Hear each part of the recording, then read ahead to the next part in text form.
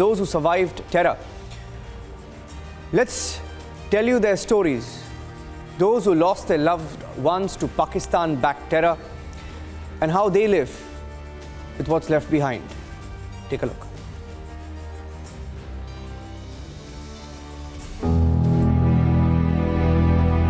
दो गोलियां हार्ट में लगी थी, वो क्रॉस में, तो एक बाजू में लगी थी।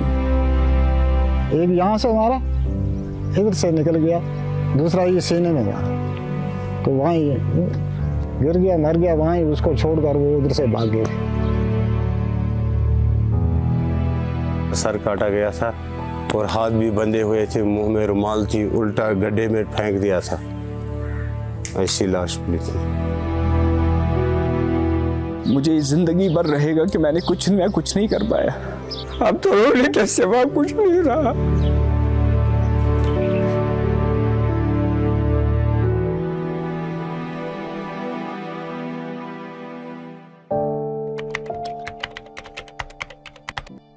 मैं निकला बाजार, इतने में मैंने सुना आपके घर में फायरिंग हो रही है।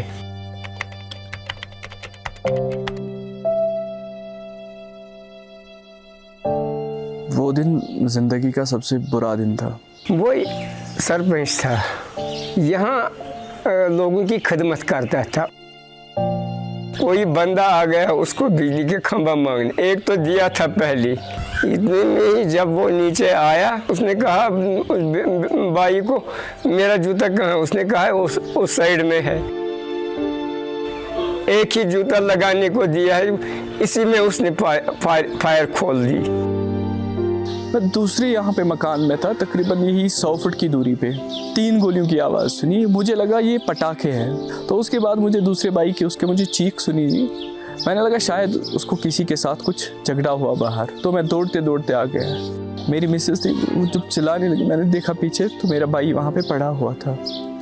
उनकी 2 गोलियाँ हार्ट में लगी थी, वो क्रॉस में, तो एक बाजू में लगी थी। जल्दी जल्दी हमने उनको उठाया और यहाँ जो हॉस्पिटल है, तकरीबन हम 20-25 मिनट के बाद SMHS पहुँचे। रास्ते में ही वो अलविदा कर चुके थे। 19 अगस्त 2020 वो मिसिंग हो गया। वो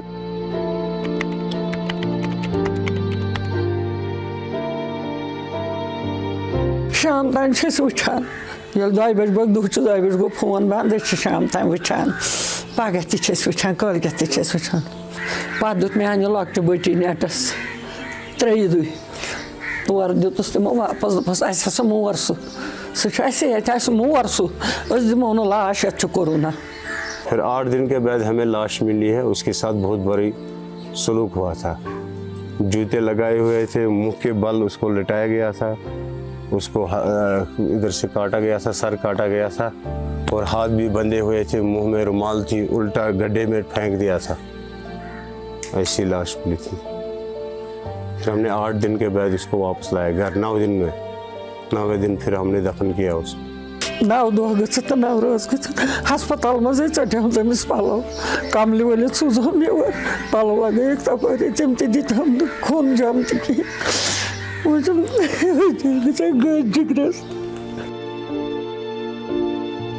2019 अगस्त का महीना था।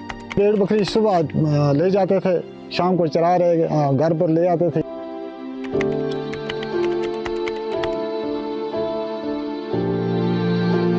चार बंदे थे, वो उन्होंने मुंह बांधा हुआ था, हथियार चारों के पास था। उन्होंने बोला आपका डैडी कहाँ? मैंने बोला डैडी दूसरी जगह है। वो इंतज़ार करने लगे वहीं। जब मेरा डैडी वापस आया तो उन्होंने उसको लिया, यही बोला कि हम आगे लेंगे, आपको वापस छोड़ देंगे। तो फिर जब वो लोग चले गए तो डैडी नहीं आया वापस। पूरा दिन गुजर गया, देखा मंजूर नहीं आया। फिर वहाँ आगे और डेरा था बकरवालों का, वहाँ तक पहुँचे तो उन्होंने बोला यहाँ लाया था, उसको बांधा हुआ था। इसमें एक टांग में गोली मारी है, उन्हें गोली मार दी थी। लंगड़ा था, इसको दिन को रखा इधर। तो फिर 4 बजे यहाँ से लेकर निकल गए थे। यहाँ से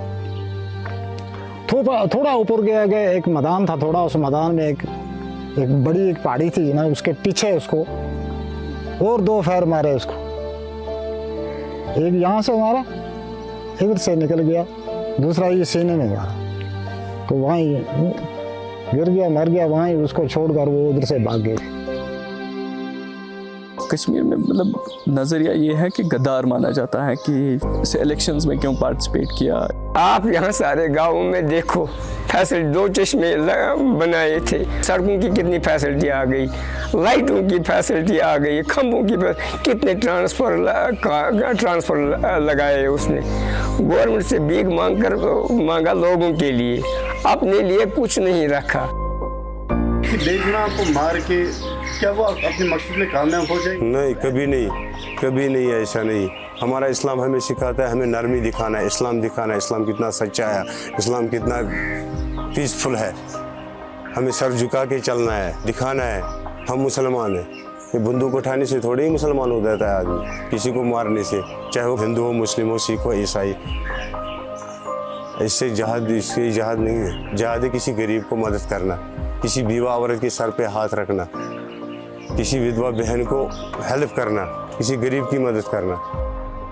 जिस तरह हमने उनको इस तरह गोद में रखकर इस तरह पाला खिलाया, आज उनका काम था हमें इस तरह बैठना, उठाना, खिलाना, संभालना उनका काम था जी।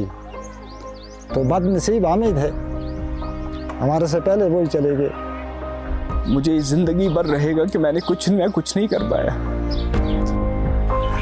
अब जी नहीं लगता है, न कहीं दिल लगता है, न अंदर दिल लगता है, न बाहर दिल लगता है।